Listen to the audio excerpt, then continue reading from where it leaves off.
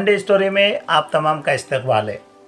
आज हम भारत के तीसरे सदर जमहूरिया डॉक्टर ज़ाकिर हुसैन की कहानी आपको सुनाने जा रहे हैं। दोस्तों, इन्होंने बहुत सारी किताबें लिखी हैं और बच्चों के लिए बड़ी प्यारी प्यारी कहानियाँ भी लिखी हैं। तो चलिए आज हम उन्हीं की लिखी हुई ये कहानी सुनने जा रहे हैं। इस कहानी का नाम है अबू खां की बकरी। तो अल्मुड़े गांव में एक बड़े मियाँ रहते थे जिनका नाम अबू खां था। उन्हें बकरियों से बेहद मोहब्बत थी, बकरियों से बड़ा प्यार था और अकेले आदमी थे। हमेशा जो है एक दो बकरियां उनके पास रहती थी, लेकिन अक्सर ये होता कि रात के वक्त उनकी बकरियां रस्सी तोड़ा कर चली जाती और पहाड़ों पर जो भेड़िया रहता वो भेड़िया उनका शिकार कर लेता। तो ऐसे कई उनकी जो बकरियां थी वो भेड़िए की नज़र हो गई थी, भेड़िया उन्हें खा चुका था। तो एक हुआ यूँ कि जब एक आखिरी बकरी जब भेड़िया खा गया तो अबू खां को बड़ा रंज हुआ, बड़ा गुस्सा भी आया और उन्होंने ये तय किया कि अब जो है वो बकरी नहीं पालेंगे। लेकिन अकेले आदमी हैं, तन्हाई बुरी चीज़ है, कब तक अकेले रहते। उन्होंने एक दिन एक बकरी ले आए। ये बकरी बड़ी ही खूबसूरत थी और अबू खां को बड़ी प्यारी लगी। अबू खां ने उसका नाम चांदनी रखा। उसका सफ़ेद रंग, उसके सींग, उसकी आँखें, बड़ी ही खूबसूरत बकरी। तो अबू खां ने उसका नाम चांदनी रखा।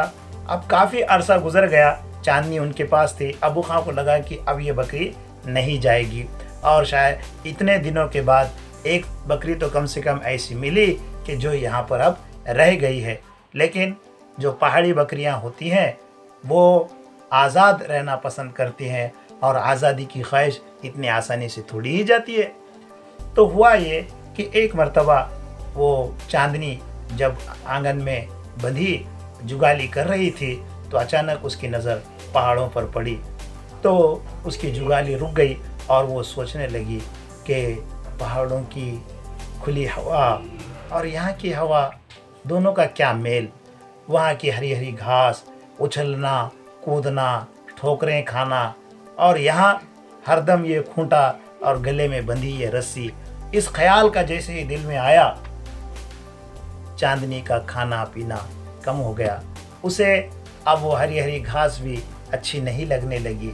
वो दिन ब दिन कमज़ोर होने लगी, दूध भी उसका कम हो गया। अबू खां परेशान थे कि क्या बात है।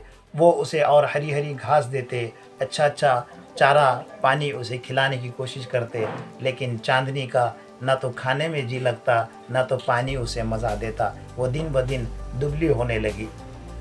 एक दिन जब अबू खां उसके पास दूध दोकर निकलने लगे तो चांदनी कहने लगी कि अबू खां मियाँ, अब तो आप मुझे रिहा कर दो और मुझे उस ऊंचे ऊंचे पहाड़ पर जाना है, मुझे जो है आप आज़ाद कर दो।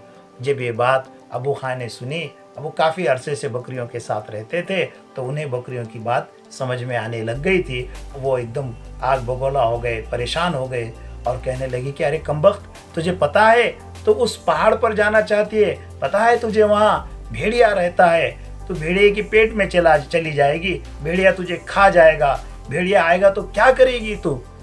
चांदनी कहने लगी, अल्लाह ने मुझे 2 सींग दिए हैं, इन सींगों से मैं भेड़िए का मुकाबला करूँगी।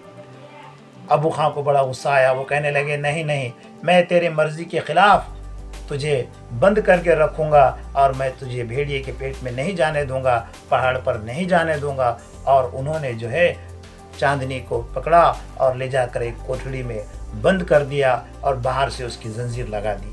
लेकिन गुस्से की हालत में अबू खां खिड़की बंद करना भूल गए। अब इधर अबू खां निकले, चांदनी ने उधर खिड़की से छलांग लगाई, ये जा वो जा, और वो जो है पहाड़ी की तरफ निकल पड़ी। सारा दिन वो पहाड़ पर उछलती कूदती रही। दोपहर तक तो वो उछल कूद उसकी चलती रही। फिर हरी हरी घास वो खाने लगी। वहाँ पर मौजूद ऊंचे ऊंचे दरख्त उन्हें देखकर उसे ऐसे लगने लगा कि ये सारे दरख्त मेरा इस्तकबाल कर रहे हैं और शायद दरख्त भी कह रहे हैं कि ओहो, इतने दिनों बाद अब आकर तुम हमसे मिली हो। इस तरह से वो बड़ी खुश थी, अटकेलियाँ करने लगी, उछलने कूदने लगी। वहाँ पर हरी हरी घास का मज़ा लेने लगी। होते होते शाम हो गई, अंधेरा छाने लगा, वो की आवाज़ आई। उसे एकदम से भेड़िए का ख्याल आया। एक पल के लिए तो वो थोड़ी सी डर गई, लेकिन फिर उसने अपने आप को संभाला।